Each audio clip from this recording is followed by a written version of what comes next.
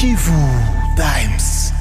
Des conseillers communaux des 3 communes de la ville de Bukavu viennent de prendre part à un atelier de renforcement des capacités sur la décentralisation et la gouvernance locale en RDC.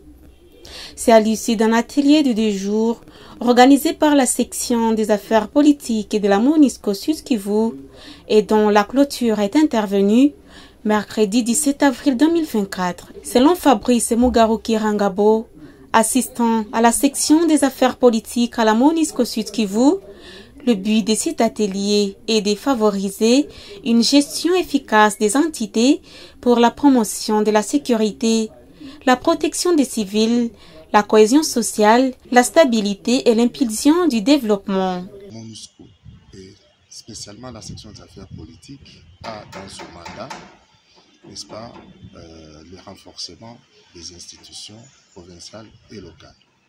Et c'est ainsi que la section a estimé qu'avant le désengagement total de la MONUSCO Sud Kivu, il fallait organiser ce séminaire de renforcement de capacités pour outiller les conseillers communaux afin de mieux appréhender leur rôle, n'est-ce pas, de cerner les contours de la décentralisation et de la gouvernance locale afin qu'ils puissent être en mesure d'assurer ou d'assumer plutôt leurs responsabilités, leur rôle qui a pour finalité, n'est-ce pas, la satisfaction des intérêts de la population à la base. Et c'est pour cette raison fondamentale qu'il était important que ces séminaires soient organisés pour effectivement les capacités dans des thématiques précises développées par les enseignants de l'université et par la division de la décentralisation du Sud.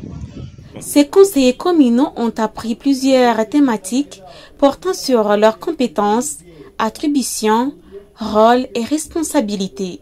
Également, les matières sur la décentralisation, la gouvernance locale, la gestion des finances publiques et le leadership. L'un des intervenants, Wenceslas Boussane Rwana Mirindi, professeur de droit à l'Université catholique de Bukavu, a demandé à tous les participants de s'atteler déjà à leurs tâches après avoir suivi comment fonctionne l'organe communal. Je dis de manière brève qu'il s'agit d'un mode d'organisation qui permet de partager l'exercice du pouvoir administratif entre autorités centrales de l'État et les autorités décentralisées, dont notamment les communes. Parce que la commune aujourd'hui, dans notre système, est une entité décentralisée qui a un espace de gestion autonome, qui a le droit d'élaborer son propre budget, qui a le droit d'adopter ses propres décisions sur comment conduire les affaires d'intérêt local au niveau de la commune. Et voilà, globalement, c'est ce quoi je les ai entretenus. Dans son ensemble, comment fonctionne l'entité commune dans laquelle ils ont été élus comme conseillers communaux, que doit poursuivre une commune sur le plan de l'intérêt local au niveau de la commune. Et donc l'objectif a été de les amener à comprendre, à connaître comment fonctionnent ces mécanismes communaux et surtout les mécanismes de l'organe délibérant communal qu'est le conseil communal. Si ils ont compris cela, je pense que ça leur permettra de pouvoir s'atteler à leurs tâches au niveau communal au bénéfice du développement de tous les citoyens de la commune. Les conseillers communaux, à leur tour, ont salué les acquis de cet atelier. Cet atelier s'avère très important dans la mesure où ça permet aux conseillers de savoir ou d'identifier ses attributions comme organe délibérant de la commune.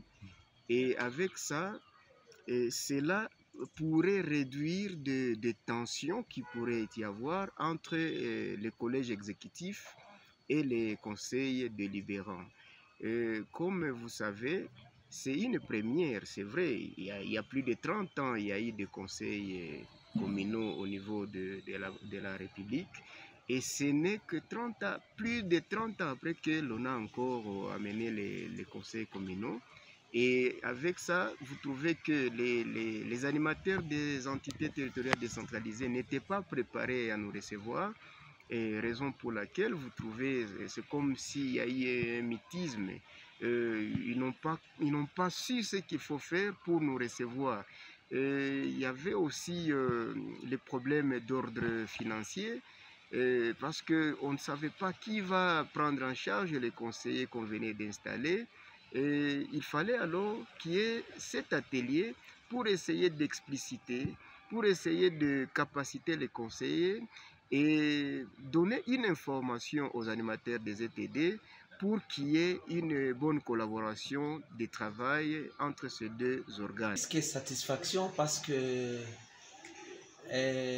on se disait que autant on nous a appelés à travailler, à gérer, autant il y avait besoin aussi, autant nous apprenons.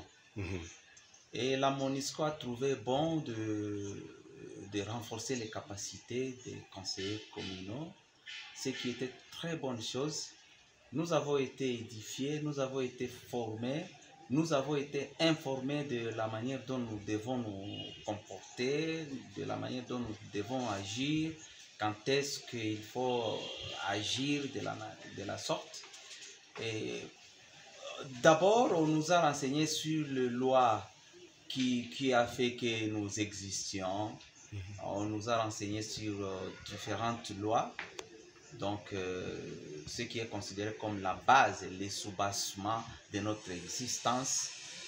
On nous a enseigné aussi le fonctionnement de l'État plutôt, et le rapport entre organes exécutifs et organes délibérants, et ainsi de suite. Et là, on a découvert beaucoup d'éléments, beaucoup de choses. C'était une formation très riche à notre niveau, parce qu'on avait vraiment tellement besoin d'être informés, surtout sur comment nous devons travailler.